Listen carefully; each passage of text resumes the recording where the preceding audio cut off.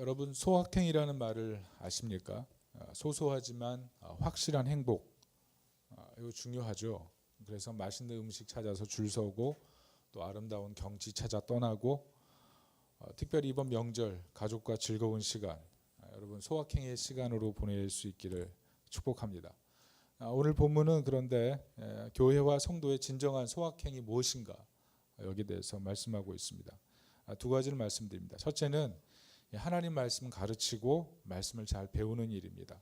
여러분 좋은 가르침과 좋은 배움에 행복이 있습니다. 일반 학문에서도 좋은 양육은 행복을 선물해 주는 것을 알 수가 있습니다. 내 아이를 위한 감정 코칭이라는 그런 책이 있습니다. 부부관계의 세계적인 권위자인 존 가트맨이 쓴 책인데요.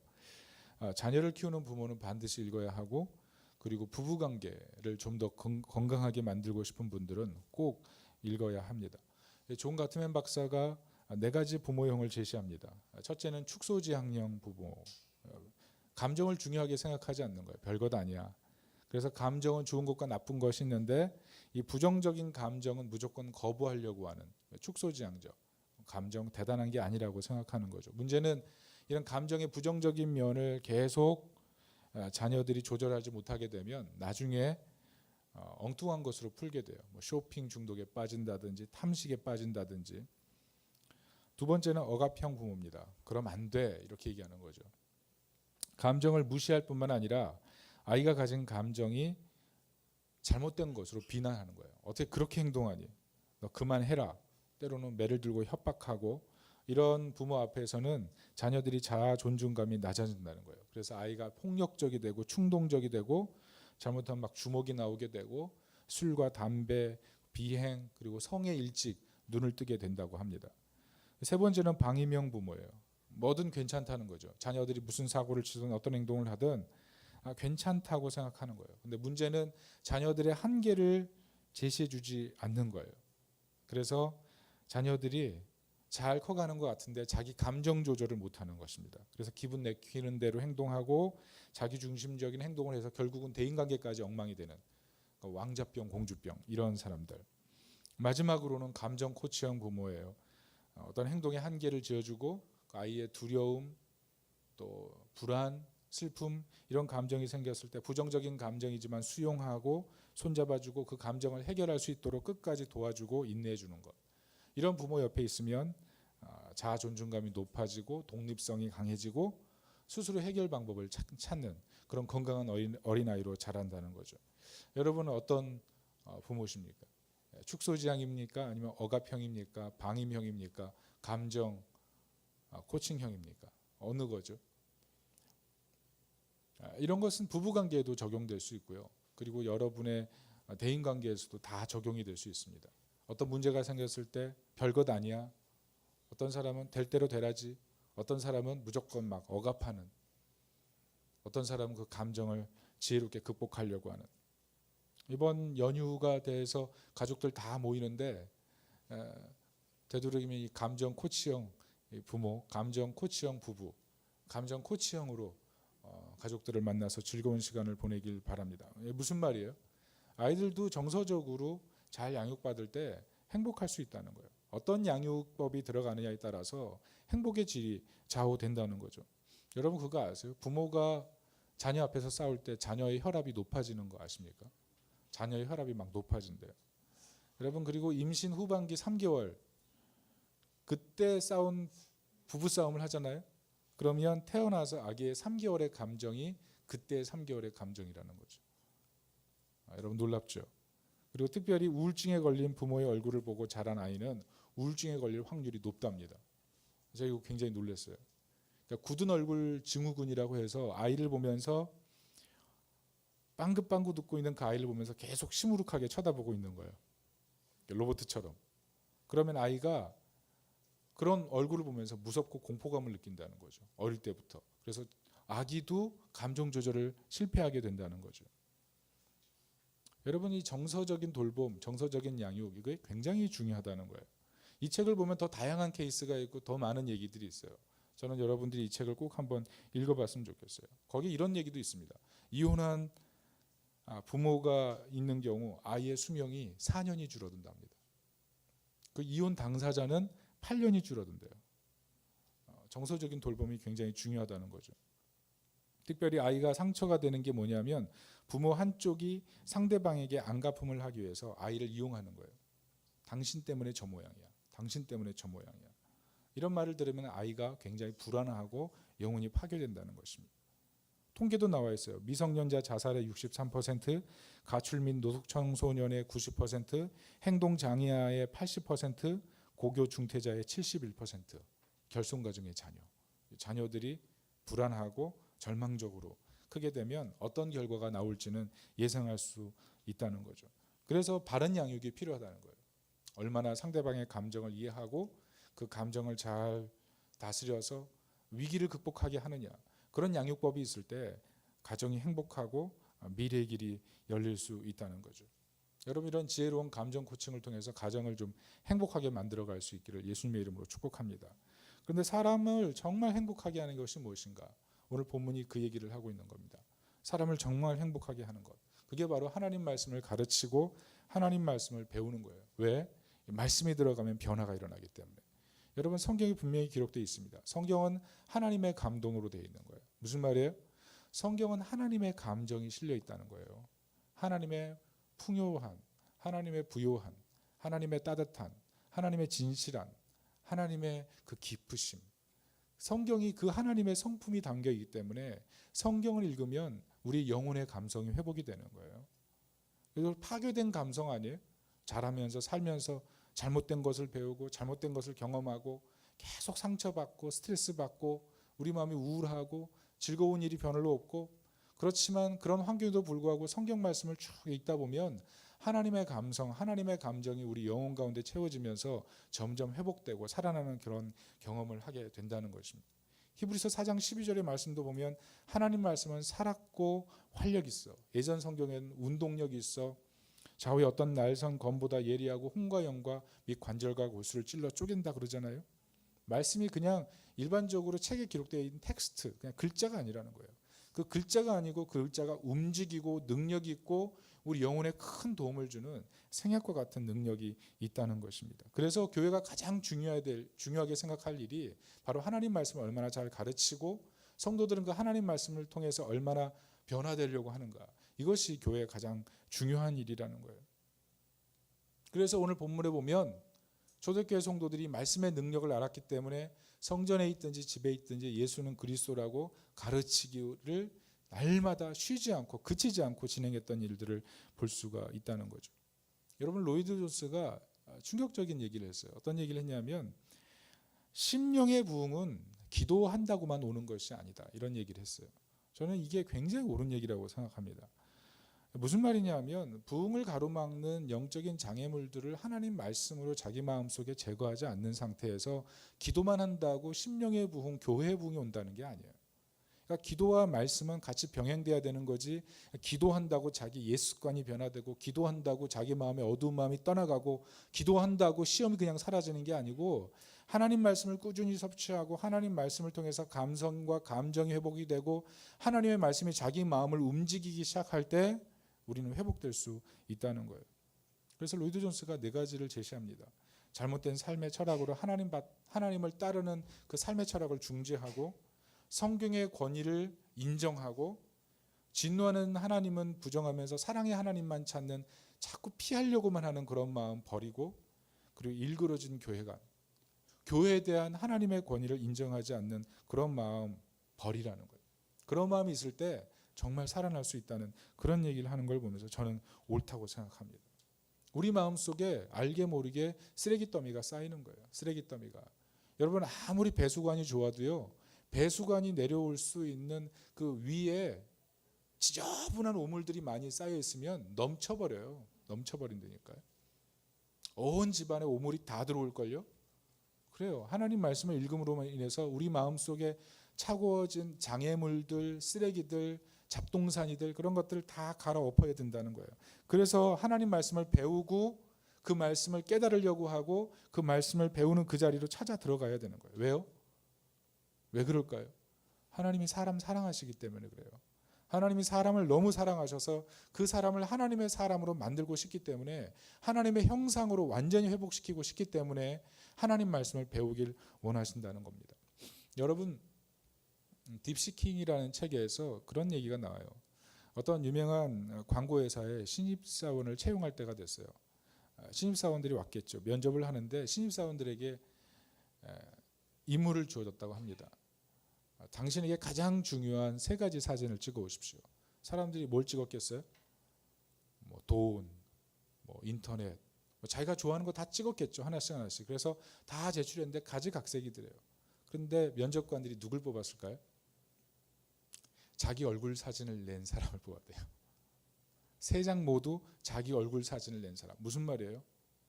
가장 중요한 게 나고, 이 회사의 미래를 책임질 사람도 나고, 미래를 바꿀 사람도 나다. 그런 얘기죠. 그런 자신감이죠. 자신에 대한 소중함, 사람에 대한 소중함, 그게 가장 필요한 거죠. 여러분, 하나님의 방법이 사람인 걸 믿으십니까? 성경의 역사는 하나님이 주권적으로 역사하시지만 사람을 통해서 일하세요. 여러분, 여러분이 하나님의 방법인 것을 믿으십니까? 하나님이 여러분을 통해서 일하고 싶으신 것을 믿어야 돼요. 제가 어제 처음 들은 말이 있어요. 인싸. 여러분이 인싸란 말을 아십니까? 인사이드의 준말이더라고요. 인싸. 근데 인사이드에서도 핵 인싸가 있대요. 핵 인싸. 핵심적인 인사이드. 핵폭탄 같은 인사이드. 여러분 다 핵 인싸가 되고 싶죠? 핵 인싸, 인싸. 여러분, 저는 그 말을 들으면서 꼭 인사이드가 돼야 되나 이런 생각이, 저는 요즘 약간 좀 삐딱해요. 꼭 인사이드가 돼야 되나? 아웃사이더 있는 사람도 있는데, 아웃사이더도 행복하게 살면 되고 인사이드도 행복하게 살면 되는 거지 꼭 인사이드가 돼야 되나? 그런 생각을 잠깐 해봤어요. 중요한 게 뭐예요? 그 사람이 인사이드든 그 사람이 아웃사이더든 그 사람 자체가 중요한 거 아니에요? 그 사람 자체가 중요한 거잖아요. 그 사람의 역할, 그 사람의 가치, 그 사람이 어떤 입장, 그게 중요한 게 아니고 그 사람이 중요한 거예요. 그 사람이. 스카이캐슬 19화 마지막 화, 이 19화가 마지막 화인가요? 거기 보면 차민혁이 나오잖아요. 피라미드 그 집에 갖다 놓은 사람. 그 사람은 피라미드 꼭대기에 자기 자녀가 올라가는 것이 그게 소원이었어요. 교육에 올인하죠. 자기 이상한 방 만들어 놓고 애들 거기서 공부시키고 윽박 지르고 너무 괴롭히니까 나중에 애들이 뭐라 그래요? 아빠, 우리는 아빠 없이 사는 게 정말 행복해. 아빠 없이 사는 것이 진짜 행복해. 밥 먹으면서 그 얘기를 하니까 어이가 없죠. 아내가 결국 그런 남편과 살 수 없다고 집 다 챙겨서 나가버렸어요.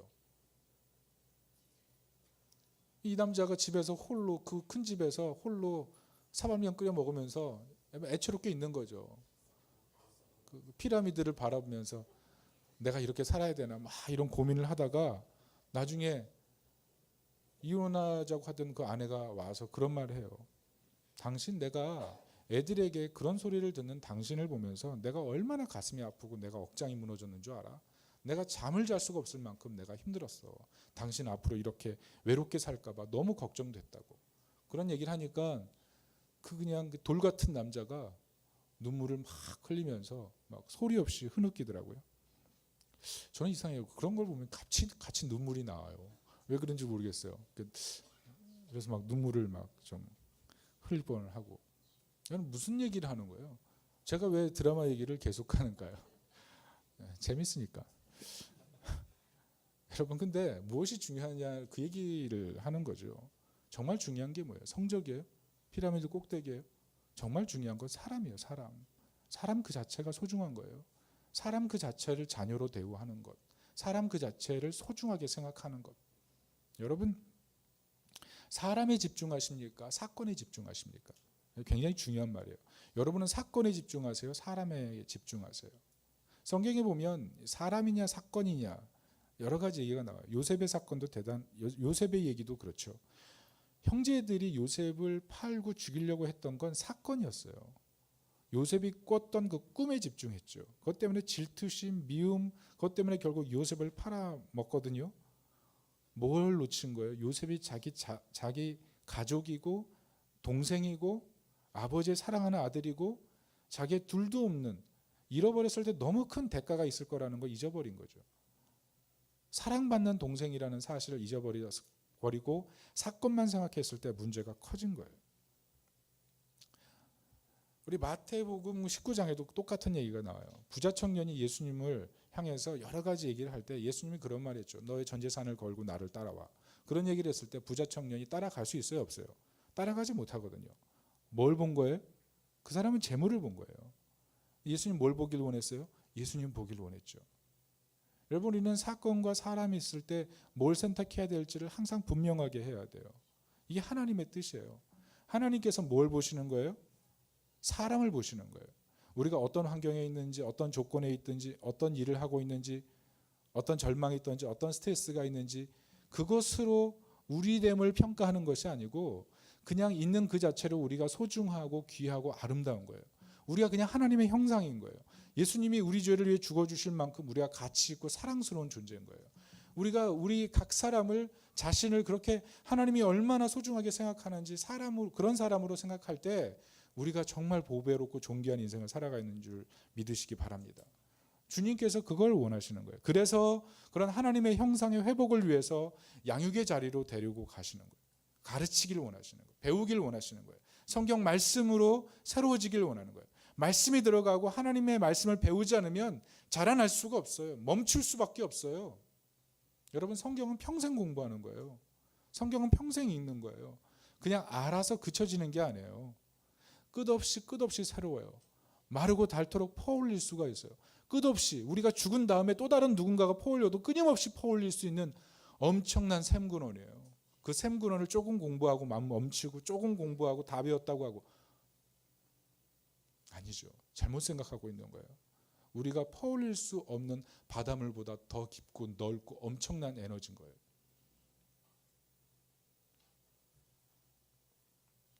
여러분, 복음이 가르쳐주는 것이 바로 그겁니다.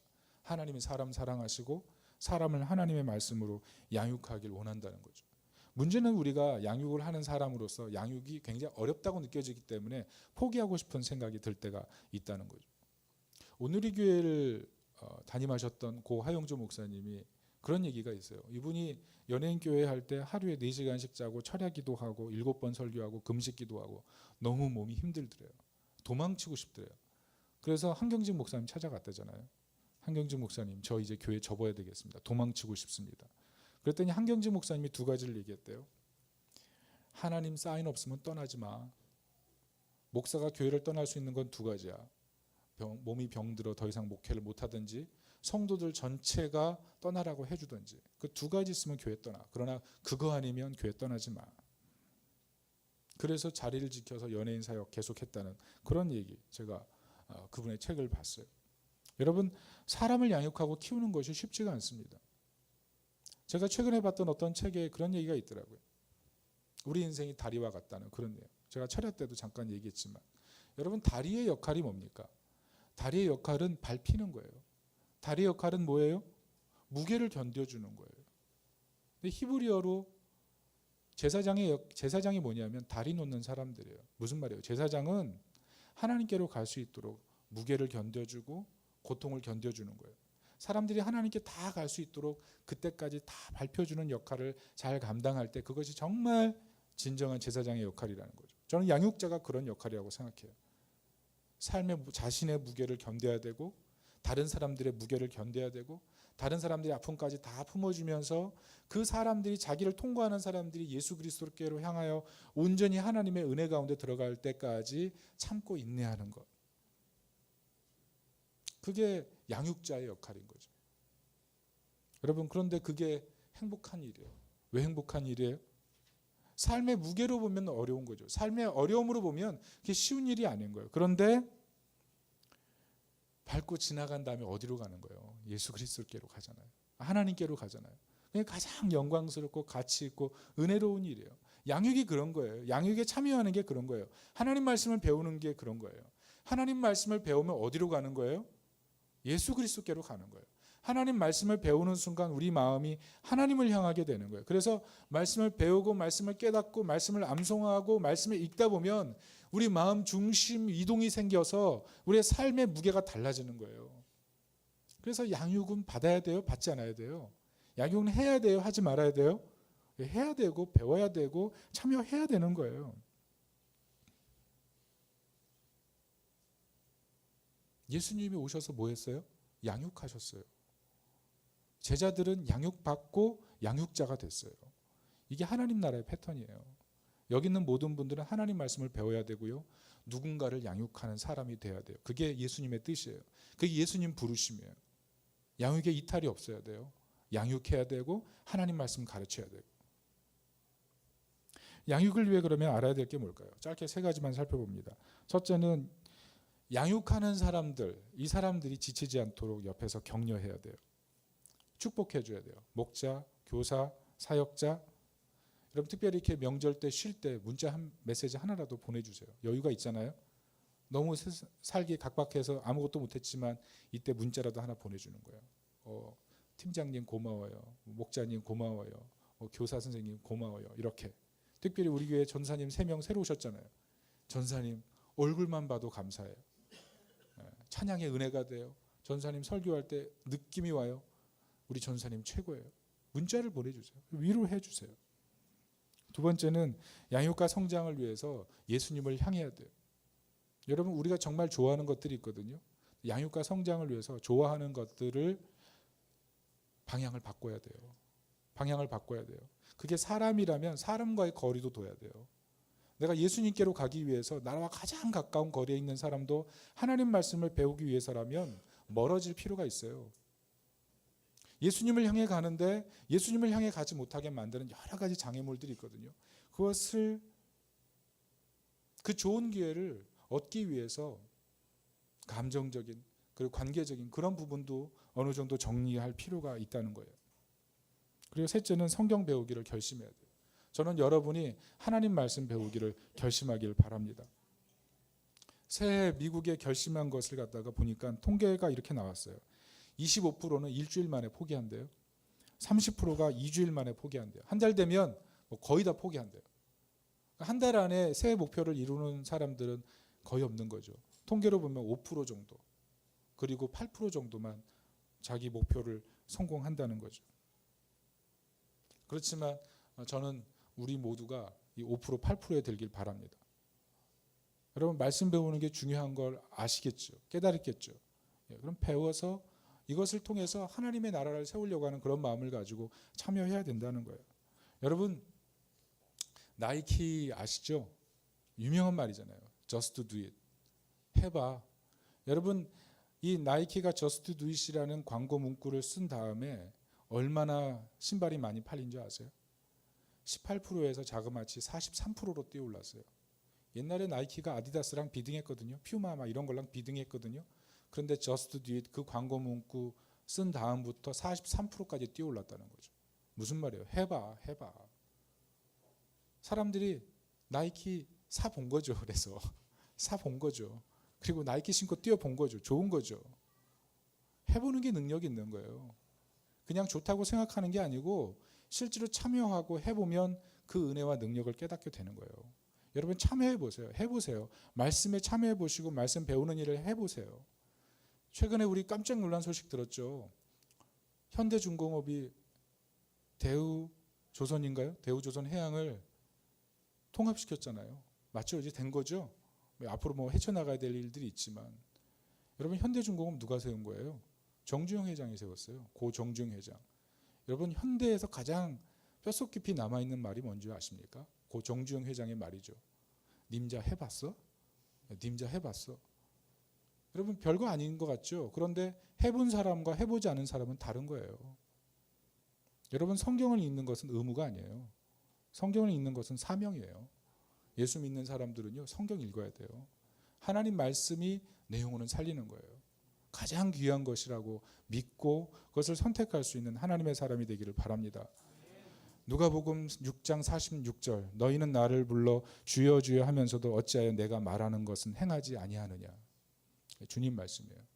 여러분 이 성경 말씀 배우는 것, 아는 것, 그리고 참여하는 것 이것을 소중하게 생각하고 말씀을 통해서 한번 인생을 살아볼 수 있기를 예수님의 이름으로 축원합니다. 두 번째입니다. 교회가 해야 될 중요한 일은 바로 전도하는 것입니다. 여러분 왜 초대교회 성도들은 그치지 않고 전도했을까요? 예수님 때문에 그래요. 예수님이 마가복음 1장 전도하러 왔다 그러셨어요. 마가복음 3장 전도하라 그러셨어요.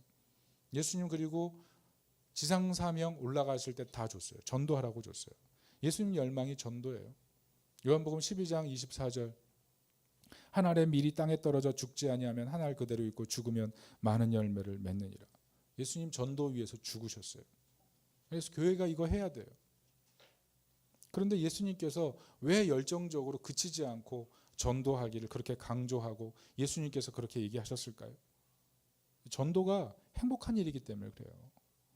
여러분 전도가 사람을 가장 행복하게 하는 일이에요. 여러분 그것을 믿으십니까? 여러분 죽어가 가려고 하던 사람이 예수 믿고 변화돼요. 깨지고 상처 입은 사람이 예수님이 마음 중심에 들어오면 삶이 회복이 된다니까요. 삶의 소망이 생겨요. 그게 예수 믿는 믿음의 능력이에요. 여러분 선교단체 외기라고 있잖아요. 영국인가요? 거기 가보면 외 본부에 창고가 있대죠. 그 창고 들어가 보면 1년에서 한 20년 된 엄청난 짐들이 거기에 질비하대요. 옷가지가 가득하대요. 다 선교사님들 짐이에요.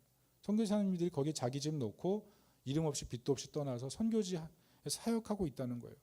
언제 그 짐을 찾아갈지 보관하고 있는 게 그 외 본부에 있는 그 창고의 모습이었어요. 여러분 이 사람들이 왜 그렇게 이름도 없이 빚도 없이 자기 그냥 옷가방 놔두고 다 선교지로 떠난 걸 거예요. 정말 행복한 것을 찾아 떠난 거예요.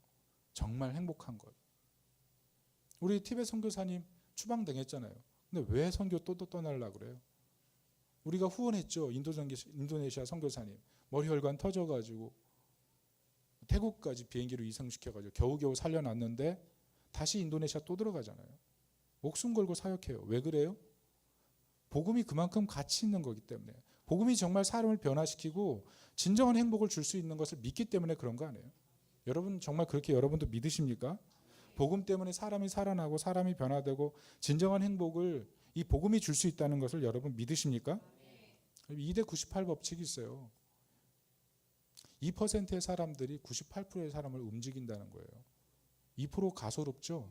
그런데 2%만 정말 복음에 대한 확신을 가지고 복음이 사람을 변화시킨다는 것을 믿으면 98%의 사람이 바뀐다는 거예요. 저는 우리 교회 성도들이 그 2%가 되시기를 축복합니다. 여러분이 들어간 직장에서 2%가 되고 가정에서 2%가 된다면 우리 교회가 선유도에서 2%가 되고 민족과 열방 앞에 2%가 되지 않겠습니까? 여러분 꿈을 가지세요. 내가 복음의 능력을 확신하는 그런 2%, 그런 2%의 사람이 돼서 세상을 움직이려고 하는 그런 마음을 가진다면 얼마나 놀라운 일을 이룰 수가 있어요. 특별히 우리가 전도할 때 주의점이 있습니다. 우리가 이번에 전도할 거거든요. 4월, 5월 그리고 아마 9월, 10월 이렇게 두 차례 전도할 거예요. 여러분 전도라는 게 일방적으로 전도 집회식이 되는 것을 저는 지향합니다. 저는 이 시대는 그게 맞지 않다고 생각해요. 뭐 그렇게 할 수도 있죠. 뭐 좋습니다. 왜냐하면 안 하는 것보다 훨씬 나아요. 근데 저는 복음 전도 집회식의 어떤 그런 전도 한번 데려와서 일회성으로 데려와다 앉혀놓고 예수 믿을래 말래 결정한 다음에 안 오면 끝, 그리고 데려온 사람도 그 사람 잊어버리는 그런 거는 저는 올바른 것이 아니라고 생각합니다. 정말 전도는 뭐냐면 친구가 되어주는 거예요. 여러분 복음은 선포해야 됩니다. 그러나 선포되어야 될 뿐 아니라 그 사람과의 인간관계가 깊어져야 돼요. 인간관계가. 여러분 행동, 그 사람의 삶이 더 큰 메시지가 있는 거예요. 삶에 하나도 볼품이 없는데 어떻게 능력이 있어요? 여러분 우리 삶이 전도의 방아쇠인 거를 믿으시기 바랍니다. 우리 삶을 통해서 우리가 전도해야 돼요. 주변에 교회에 마음 뒤인 사람들 많거든요. 목회자 성도들에게 마음에 화상 입은 사람들이 있어요. 교회가 불편한 사람들이 있어요. 그 사람들을 어떻게 교회로 데려올 거예요? 선포해야 돼요. 그렇지만 그 사람의 좋은 친구가 돼야 돼요. 로자리아 버터필드가 뜻밖의 회심이라는 책을 썼어요. 저번에 정갑신 목사님 오셔가지고 로자리아 버터필드 얘기를 했는데 이분이 동성연애자예요. 레즈비언이죠. 그리고 시라큐스 대학 종신 교수예요. 종신 교수면 엄청난 명예가 보장되어 있는 거예요. 28살, 36살? 이때 아마 28살부터 교수직해서 아마 36살인가 종신 교수로 임명됐던 것 같아요. 대단한 사람이죠. 근데 이 사람이 했던 일이 뭐냐면 퀴어 이론. 퀴어 이론이 뭐냐면 정상적인 성행위에 대한 부정적인 이론을 말하는 거예요. 퀴어 이론. 그래서 퀴어 이론을 갖다가 체계적으로 이론적으로 바탕했던 사람이에요. 이 사람을 통해서 많은 레즈비언 동성애자들이 정당성을 확보하고 미국 내에서 활보할 수 있게 된 그런 사람이에요. 그런데 이 사람이 예수님 믿고 지금은 사모님 됐거든요. 목사님 사모님 됐어요. 이분이 한 얘기가 굉장히 인상적이라서 제가 여러분들에게 소개합니다. 이분이 무슨 얘기를 했냐면 기독교인들은 옳은 얘기를 하는데 도덕적으로 보이지는 않는다. 이런 얘기를 했어요. 기독교인들이 반지성적으로 보인다는 거예요. 예수님이 답이라고 얘기하는데 뿌리 없는 나무 같다는 거예요. 기독교인들이 너무 정죄하고 냉소적이고 배타적이라는 거예요. 자기의 라이프 사이클 이거 굉장히 중시하면서 자기의 라이프 사이클을 세운 다음에 그 뒤에 하나님을 세운다는 거예요. 자기의 라이프 사이클이 하나님으로부터 변호된다는 거죠. 하나님으로부터 자기 라이프 사이클이 증명되는 것이 아니고 자기 라이프 사이클 뒤에 하나님을 세워서 하나님 따라오게 만드는 그런 사람들을 보면 믿지 않는 사람이었을 때부터 두렵다는 거예요. 그러면서 그런 얘기를 해요. 미국 교회가 왜 페미니즘보다 뛰어나지 못하는가? 여러분 우리나라도 지금 페미니즘이 항상 요즘 이렇게 막 번성하고 있고 그런데 미국 같은 경우는 이미 페미니즘이 교회보다 더 강력한 파워를 가지고 있대요. 그분이 무슨 말을 하냐면 대화하기보다 설교하려고만 한다는 거예요. 기독교적인 행위를 계속 강요만 하고 젊은 사람들과 대화하려고 하지 않았다는 거예요. 그들의 속 깊은 마음을 이해하려고 하지 않았다는 거예요. 그래서 페미니스트들이 교회보다 더 지성적이고 진실하게 보인다는 거죠. 교회 실패라는 거죠. 무조건 정죄만 하고 강요만 하고. 그런데 이분이 언제 바뀐지 아세요? 켄이라는 어떤 목사님과 친구가 되면서부터요. 켄이라는 목사님이 이 퀴어 이론에 대해서 어느 날 분석해서 반박하는 글을 편지로 보냈어요. 그러나 반박했지만 정말 따뜻하고 아름답게 글을 써준 거예요. 그래서 이런 글을 그냥 버려야 되는데 자꾸 마음에 와닿더라는 거예요. 그 마음이 열려있는 그 글을 보면서 계속 책상에 두고 읽다가 쓰레기통에도 치웠다가 다시 쓰레기통 뒤져가지고 다시 꺼내서 다시 읽어보고 그러다가 나중에 켄 목사님에게 찾아가는 거예요. 그러면서 관계가 시작되는 거예요. 찾아가 봤더니 자기를 혐오하고 자기를 싫어하는 게 아니고 이해하려고 하고 경청하려고 하고 받아주려고 하고 자신은 절대로 레즈비언이라는 어떤 문화와 가치를 포기할 마음이 없음에도 불구하고 2년 동안 경청해주고 이해해주고 때로는 갑자기 빵이라든지 먹을 거 사갖고 쳐들어오기도 하고 서로 이메일을 교환하고 그러면서 친구가 되었다는 거예요. 친구가. 바꾸려고 억지로 노력한 것이 아닌데 자기도 모르게 마음을 열었고 특별히 자기가 22살에 아버지를 잃었는데 자기 아버지처럼 느껴졌다는 거죠.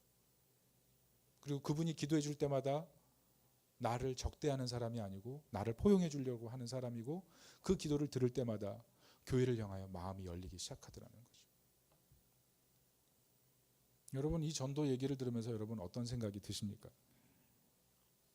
우리가 복음 선포하는 거 맞습니다. 선포해야 돼요. 예수 믿어야 행복해져요. 예수 믿어야 구원받아.